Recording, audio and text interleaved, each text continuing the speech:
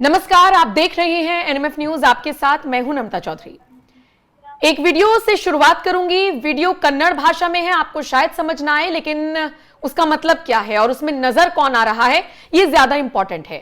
जिक्र करने जा रही है इस वीडियो में प्रकाश राज का। अक्सर आपने उनको मोदी विरोध करते हुए या मोदी सरकार की पॉलिसीज पर सवाल उठाते हुए देखा होगा, लेकिन इस बार वो खुद नप गए। उनका एक स्टेटमेंट आया था, मीडिया सोल्ड आउट, मतलब कि मीडिया बिक गया है।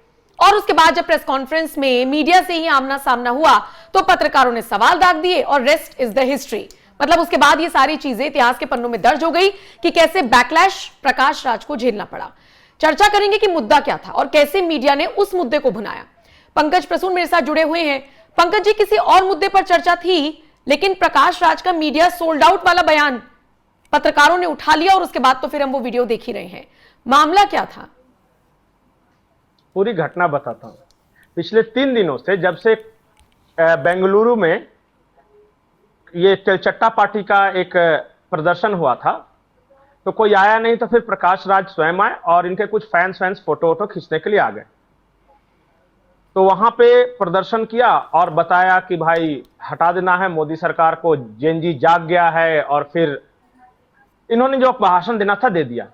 और शाम को भाई साहब गए चैनल पे कि मैं मतलब नौजवानों के लिए बोलूंगा। तो बूढ़ा तिलचट्टा जैसे ही चैनल में पहुंचा तो एंकर वहां पे सामने खड़े थे। एंकर ने सवाल किया कि सर, आपने बहुत आज आरएसएस आइडियोलॉजी वगैरह के बारे में बताया, तो ये जो अपने यहां केजी हिल्स राइट हुआ था जिसमें मुसलमानों ने हिंदुओं को मारा था, आपके शहर में हुआ था, आपका एक स्टेटमेंट नहीं आया उस पर, मैंने कुछ ट्वीट वगैरह नहीं देखे। तो प्रकाश राज का जवाब था कि उस वक्त मैं फिल्म की शूटिंग में बिजी था। बोले अच्छा। फिर बोला कि नुपुर शर्मा वाले प्रकरण में आपने भी देखा कि जो टेलर मरा था कन्हैया लाल, उसके बारे में भी मैं ढूंढ रहा था, उसमें भी नहीं देखा। तो बोला कि वो कब हुआ? बोला कन्हैया लाल को नहीं जानते? बोला मैं नहीं जानता। बोला तिलचट्टा जानते हैं? बोला हाँ जानता हूं। तो एंकर ने कहा कि आप सिलेक्टिव जानते हैं, आपका लेफ्ट ब्रेन ज्यादा काम कर रहा है क्या, राइट ब्रेन? मतलब जो अपने नजदीक जो घटना हुई, अपने शहर में हुई। सही बात है। फिर वो धर्मस्थला जो हुआ था, मास बैरियल जो विवाद आया था, उस पर पूछा। बोले मुझे उस बार में मैं काम में बिजी था इसलिए नहीं कर सका। बड़ा आप बिल्कुल सही समय पे काम में बिजी हो जाते हो सर, और आप तब विल्ले होते हो जब वो सब आ जाते हैं। इसका मतलब कि आप जानबूझ के ये काम करते हो। तो वहां से तिलमिलाते हुए इंटरव्यू आधा बीच मगर तब जैसे तैसे करके चले गए। तो उसके बाद प्रकाश राज ने कहा कि मीडिया गोदी हो गई है, मीडिया बिकाऊ हो गई है, सोल्ड आउट मीडिया हो गया। इतना करने के बाद ठीक है, मीडिया बिकाऊ हो गई है प्रकाश राज के नजर। फिर आए मीडिया को जरूरत पड़ी, फिल्म का प्रमोशन करना था, उसकी ये तस्वीर है। जब मीडिया आया तो कहा कि हम तो भाई बिकाऊ हैं, तो बुलाया क्यों, आप पैसे दो। तो उसने कहा मैंने आपको नहीं बोला था, मैंने बिकाऊ मीडिया को बोला था। बोला कि इसमें किसको बोल दिया था? 30-35 लोग हैं, कौन बिकाऊ है आप बता दो ताकि वो चले जाएं। अब ये अनकंफर्टेबल सिचुएशन हो गया।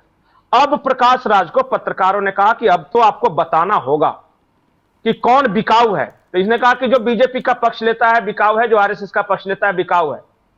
और मैंने कहा कि जो आपका पक्ष लेता है या लेफ्टिस्ट है वो सिर्फ इंडिपेंडेंट है। मतलब कि बात वही है नॉर्थ इंडिया में जो चल रही है। मतलब कि जो मोदी को गाली देगा सिर्फ वही पत्रकारिता है, या सरकार को क्रिटिसाइज करेगा, अपने देश की बुराई कर दे, अपने धर्म की बुराई कर दे, ये सब अपनी परंपराओं की बुराई कर दे, वो सिर्फ इंडिपेंडेंट मीडिया है। और जैसे ही किसने कहा कि भारत अच्छा कर रहा है तो वो तो बिका हुआ है। नहीं, लेकिन जैसे इन्होंने प्रेस कॉन्फ्रेंस बुलाई थी प्रकाश राज ने, तो ये फिर सिलेक्टेड पत्रकार बुला लेते ना। इनको जो लगता था कि गोदी मीडिया, इन्होंने क्यों प्रेस कॉन्फ्रेंस की? 2-4 है ना इनके पक्ष वाले भी, उनको बुला लेते। आपको प्रेस कॉन्फ्रेंस करनी है ये दिखाने के लिए कि हम तो प्रेस कॉन्फ्रेंस करते हैं, नेता लोग नहीं करते हैं। और मैं, आप समझ रहे होंगे मैं किसका जिक्र कर रही हूं। टारगेट पे तो ये प्रधानमंत्री मोदी को ही लेते हैं, और खासकर प्रकाश राज। तो इस प्रेस कॉन्फ्रेंस में सिलेक्टेड मीडिया बुला लेते हैं। और नहीं, सिलेक्टेड मीडिया कोई देखता नहीं ना। इनको तो चाहिए भी अपनी बात भी पहुंचाना है, फिल्म का प्रमोशन वगैरह भी करना है। तो ज्यादातर लोग जो अच्छा कर रहे हैं उन्हीं के पास पैसे हैं, फिल्म तो वही देखेंगे, भंगार लोग तो देखेगा नहीं। और इनके नजर में जो इंडिपेंडेंट मीडिया उनको भंगार ही देखता है सिर्फ। नहीं, मैं तो अपनी जरूरत के लिए चाहिए। मैं तो कभी-कभी पंकज जी सोचती हूँ कि अभी तो ये लोग मोदी सरकार को गाली देकर, उनके काम को, उनके फैसले को ट्रोल करके, उसकी आलोचना करके अपनी रोजी रोटी कमा रहे हैं। अगर कांग्रेस आ गई तो ये क्या करेंगे? ये सबसे पहले तो इन्हीं की रोजी रोटी बंद होगी। क्या बचेगा इन लोगों के पास करने के लिए? ये सब आजीवन असंतुष्ट लोग हैं। जब पैदा हुए उस वक्त भी असंतुष्टि थे कि मैं धरती पे क्यों आ गया।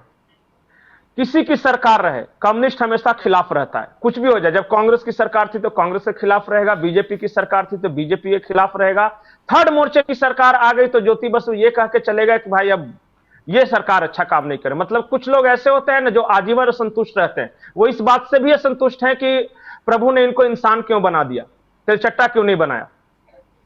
तो इनका कोई सेटिस्फाई इनको नहीं कर सकता। इनको सोने का महल बना के दे दो तो ये कह दें कि सोना तो ठीक था पर उसमें गलीचा क्यों नहीं लगाया।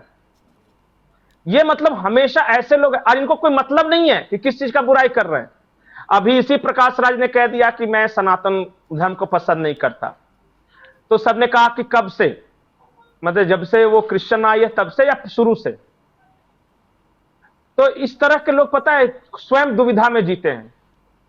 इनके बाल बच्चे इनकी रिस्पेक्ट नहीं करते। जाके पता कर लीजिए, इनकी बेटी ने कहा कि वो पगला है, उससे मेरे को मत जोड़िए। तो जो अपने घर से दुत्कारा हुआ है, जो समाज से दुत्कारा हुआ है, नो डाउट कलाकार अच्छे हो सकते हैं, एक्टिंग अच्छी कर सकते हैं, पर इंसान भी अच्छा है इस बात की गारंटी नहीं। और ये बड़ी दिलचस्प बात है कि कन्नड़ मीडिया को गोदी मीडिया ये बता रहे हैं। साउथ में अगर इतना ही गोदी मीडिया चलता तो फिर तो आ जाना चाहिए था बीजेपी को, हट जाने चाहिए थे सारे जितने भी वहां पर सत्ता में है। कौन सा गोदी मीडिया, क्या पूछ लिया मीडिया ने ऐसा? आजकल अपने मन का जो नहीं खबर दिखाए वो गोदी है। जैसे कि मेरा मन है कि आज कुरमुरे खाने का है, कोई मीडिया पकौड़ा दिखा रहा तो मैं कहूं ये तो बिक गया। मतलब मेरे मन की बात नहीं कहे तो वो खत्म है, बिका हुआ है। वरिष्ठ पत्रकार अमिताभ अग्निहोत्री कहते हैं पंकज जी कि गोदी पहले भी रही है, पहले बड़ी गोदी हुआ करती थी, अब गोदी थोड़ी छोटी है लेकिन गोदी हमेशा से रही है। ये कॉन्सेप्ट हमेशा से रहा है। अरे एक ऐसा मीडिया है, मैं नाम लूंगा, पत्रकार का नाम तो आप समझ जाएंगे। वो पाकिस्तान गया सरकार के साथ, एक छत पे उसको स्पेशल दिया गया और वो जानबूझ के, देखिए उसी फील्ड में ट्रेनिंग कैंप चल रहा है आतंकवादियों का, उधर कैमरा न घुमा के ऐसे तरफ घुमाया कि भारत में बहुत अन्याय हो रहा है मुसलमानों की तरफ, और वो पत्रकार भी दूसरे को कहता है कि सब गोदी। जो विदेश से चंदा लेकर गलत सलत तरीके से, वो भी इस देश की मीडिया को बिकाऊ कर रहा है, जो कि गैरों के हाथों बिका हुआ है। मैं जानबूझ के वो बता रहा हूं भाई, जांच में आई है, उसका चैनल बंद हो गया, वो भी दूसरे को गोदी कह रहा है।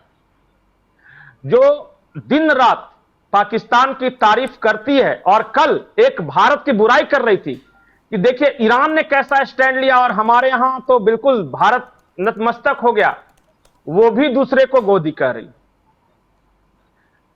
गोदी सब है, फर्क यह है कि आप किसकी गोदी में बैठे हो। मां भारती के गोदी में बैठे हो, भारत माता की गोदी में बैठे हो, या सोरोस अंकल की गोदी में बैठे हो। किसके गोदी में बैठना है आपको फैसला करना है। और हमें गर्व है कि हम इस मिट्टी की गोदी में बैठे, हम मां भारती की गोदी में बैठे, अपने देश को नीचा नहीं दिखाते कभी।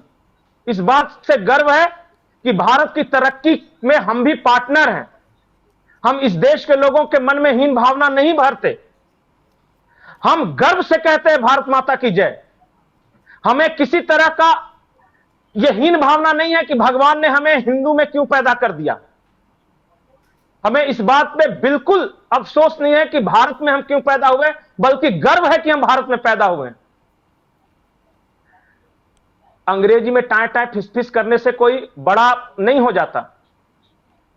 और आप आज गाली देना शुरू किए नम्रता भारत को, आपको मैग्सेसे या रोमन के लिए नॉमिनेट कर लेंगे। वो फू है ऐसे पत्रकारिता पर। हमें नहीं चाहिए गोरों का अवार्ड। हम अपने देश के लोगों का दिल जीतकर खुश हैं और भारत बढ़ा है, बढ़ेगा, और दुनिया की कोई ताकत इसे रोक नहीं सकती। ठीक है, भारत की तरक्की इन जैसे लोगों के कारण, ये कितना भी कोशिश कर लें कि लोगों को सड़कों पर उतार दें, फैक्ट्रियां जला दें, ऑफिसेज तोड़ दें, इनके घर में, मैंने कहा ना, इनके बाल बच्चे इनको नहीं पूछते। डिप्रेशन की गोलियां खाने वाले दूसरे को गोदी नहीं कहेंगे तो और क्या कहेंगे। हम अपने अपने भारत माता की गोदी में हैं और हम खुश हैं। जिसको अंग्रेजों की गोदी में बैठना है वो बैठे, जिसको इस्लामिक जिहादियों की गोदी में बैठना है बैठे।